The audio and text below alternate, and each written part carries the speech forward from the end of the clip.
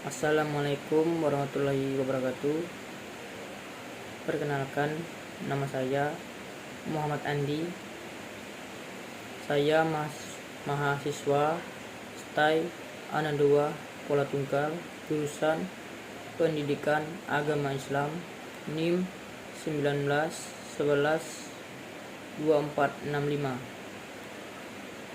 Baiklah, di video ini saya akan sedikit menjelaskan materi saya yang berjudul Pengertian Administrasi Kurikulum, Tujuan Administrasi Kurikulum, Ruang Lingkup Administrasi Kurikulum.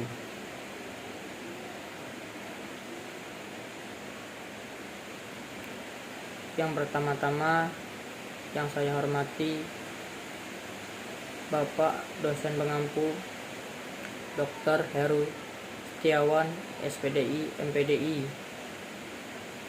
Langsung saja saya akan membacakan materi saya. Abstrak. Salah satu aspek yang berpengaruh terhadap keberhasilan pendidikan nasional adalah aspek kurikulum, merupakan salah satu komponen yang memiliki peran strategis dalam sistem pendidikan. Kurikulum merupakan salah satu sistem program pembelajaran untuk mencapai tujuan institusional pada lembaga pendidikan, sehingga kurikulum memegang peranan penting dalam mewujudkan sekolah yang bermutu atau berkualitas. Adanya beberapa program pembaruan dalam bidang pendidikan nasional merupakan salah satu upaya untuk menyiapkan masyarakat dan bangsa Indonesia yang mampu mengembangkan kehidupan demokratis yang mantap dalam memasuki era globalisasi dan informasi sekarang ini. Salah satu aspek yang dapat mempengaruhi keberhasilan kurikulum adalah pemberdayaan bidang manajemen atau pengelola kurikulum di Indonesia. Pendidikan yang bersangkutan, pengelola kurikulum pada tingkat satuan pendidikan atau sekolah perlu dikoordinasikan oleh pihak pimpinan, lembaga, dan pembantu pimpinan yang dikembangkan secara integral dalam konteks manajemen berbasis sekolah (MBS) dan kurikulum tingkat satuan pendidikan (KTSP), serta disesuaikan dengan visi dan misi lembaga pendidikan yang bersangkutan.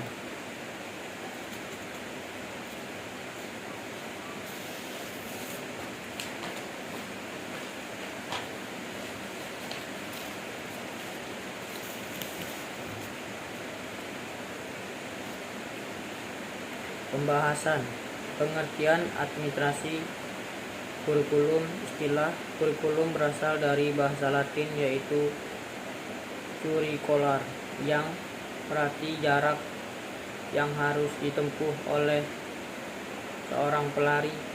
Dengan demikian, dalam pengertian sempit, kurikulum diartikan dengan sejumlah mata pelajaran yang harus dipelajari oleh peserta didik dalam jangka waktu tertentu.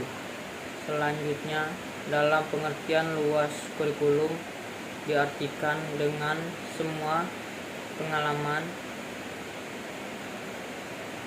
belajar yang diberikan kepada peserta didik selama mereka mengikuti pendidikan dan pembelajaran di sekolah atau lembaga pendidikan tertentu. Menyebutkan kurikulum berasal dari kata currere dalam bahasa Latin. Currere berarti berlari cepat, tergesa-gesa. Menjalin currere di kata mendadakan menjadi kurikulum berarti lari cepat. Pacuan balapan, berkereta, berkuda, berkaki, perjalanan, satu pengalaman tanpa berhenti. Menurut satuan pembelajaran, kurikulum berasal dari bahasa Yunani yang berarti jarak yang ditempuh.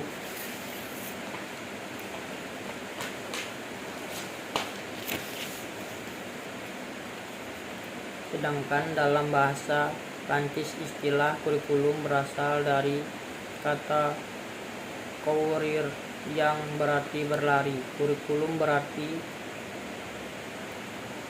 suatu jarak yang harus ditempuh oleh seorang pelari yang garis start sampai dengan garis finish. Untuk memperoleh medali atau penghargaan, jarak yang ditempuh tersebut kemudian diubah menjadi program sekolah dan semua orang yang terlibat di dalamnya. Jadi dapat disimpulkan bahwa administrasi kurikulum adalah seperangkat mata pelajaran dan program pendidikan yang diberikan oleh suatu lembaga penyelenggara pendidikan berisi rencana-rencana pembelajaran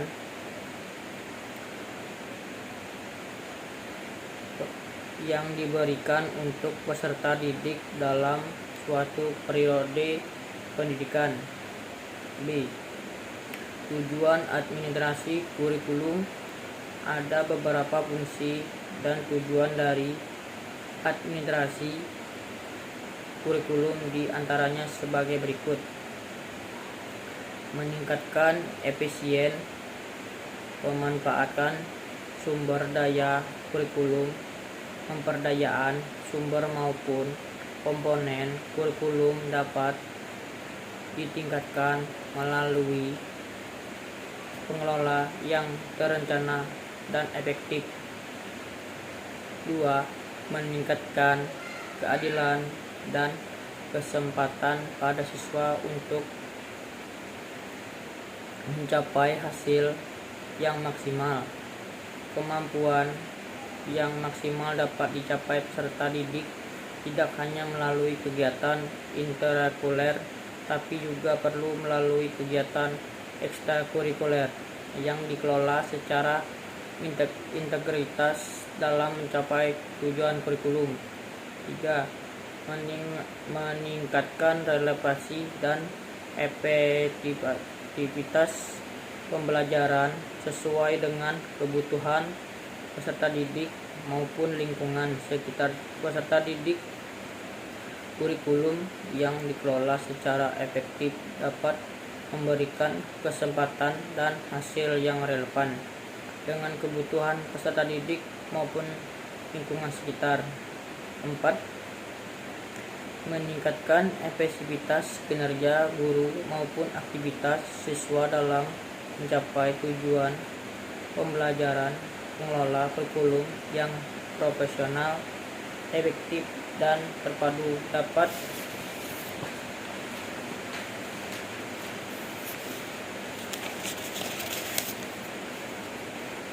memberikan motivasi pada kinerja guru maupun aktivitas siswa dalam belajar.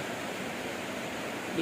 Meningkatkan efisien dan efektivitas proses pembelajaran mengajar. Proses pembelajaran selalu dipantau dalam rangka melihat konsistensi antara desain yang telah direncanakan dengan pelaksanaan pembelajaran. Dengan demikian, ketidaksesuaian antara desain dengan implementasi dengan dapat dihindari. Di samping itu, guru maupun siswa selalu motivasi untuk melaksanakan pembelajaran yang efektif dan efisien karena adanya dukungan kondisi positif yang diciptakan dalam kegiatan pengelola kurikulum.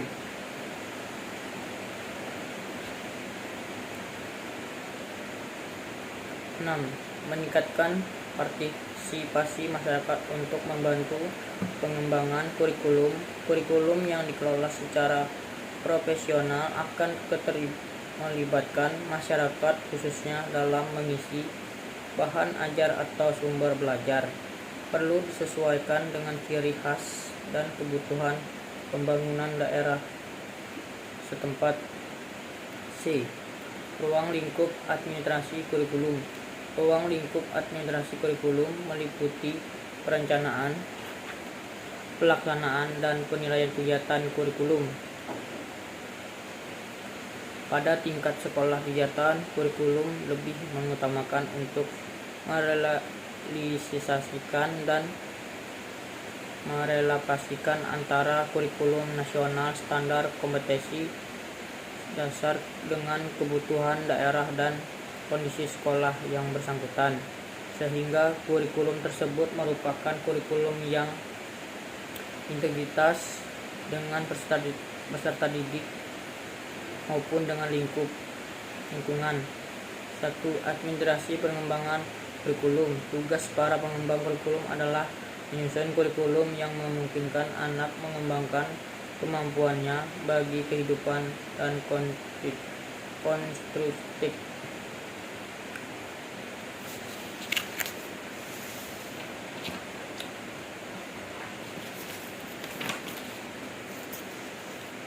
Pokok yang dibahas dalam bagian ini terdiri dari A. Sumber-sumber kurikulum. Menurut Eric, ada 3 macam sumber kurikulum, yaitu pengetahuan. Pengetahuan merupakan bahan yang akan diajarkan kepada anak. Pengetahuan ini berasal dari berbagai bidang studi. Salah satu sifat utama dari pengetahuan adalah berkembang. Pemilihan pengetahuan itu membutuhkan kerjasama antara para pendidik, para sarjana bidang studi, tokoh masyarakat, dan orang tua. Masyarakat sebagai sumber kurikulum sekolah merupakan agen masyarakat dalam meneruskan warisan budaya serta memecahkan masalah-masalah masyarakat. Persoalan yang dihadapi dalam menyusun kurikulum adalah dalam menentukan nilai-nilai yang perlu dipilih dan dikembangkan bagi masyarakat yang akan datang.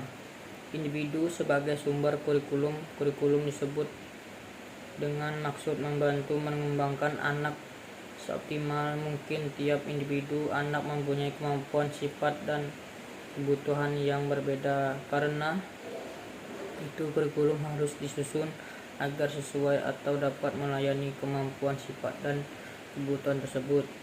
Teknologi yang pesat. Herrick menambahi dengan satu sumber lagi, yaitu teknologi yang pesat karena sangat mempengaruhi dan memberikan banyak fasilitas bagi pelaksanaan pendidikan.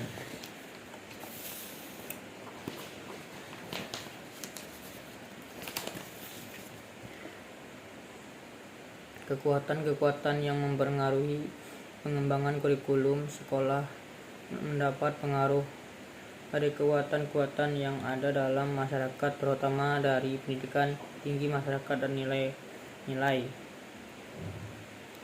Pendidikan tinggi. Kurikulum minimal mendapat 2 pengaruh dari pendidikan tinggi, yaitu dari pengembangan pengetahuan yang dikembangkan di perguruan tinggi, dan kedua dari pendidikan guru yang umumnya dilaksanakan di perguruan tinggi. Keguruan. Masyarakat sekolah sangat dipengaruhi oleh lingkungan masyarakat di mana sekolah tersebut berada. Isi kurikulum hendaknya mencerminkan dan memenuhi kebutuhan masyarakat di sekitarnya. Sistem nilai sebagai bagian daripada kehidupan masyarakat. Terdapat sistem nilai, baik nilai moral, nilai sosial, maupun nilai politis. Sekolah sebagai lembaga masyarakat juga diperhatikan guru dalam mengajar nilai. Guru hendaknya mengetahui dan memperhatikan semua nilai yang ada di masyarakat. Guru hendaknya berpegang pada prinsip demokrasi, etis, atau moral. Guru berusaha menjadikan dirinya sebagai teladan yang patut ditiru. Guru menghargai nilai-nilai kelompok lain, memahami dan menerima keragaman budaya sendiri. Mungkin hanya ini yang saya bisa sampaikan. Lebih kurangnya mohon maaf apabila ada kesalahan. Wassalamualaikum warahmatullahi wabarakatuh.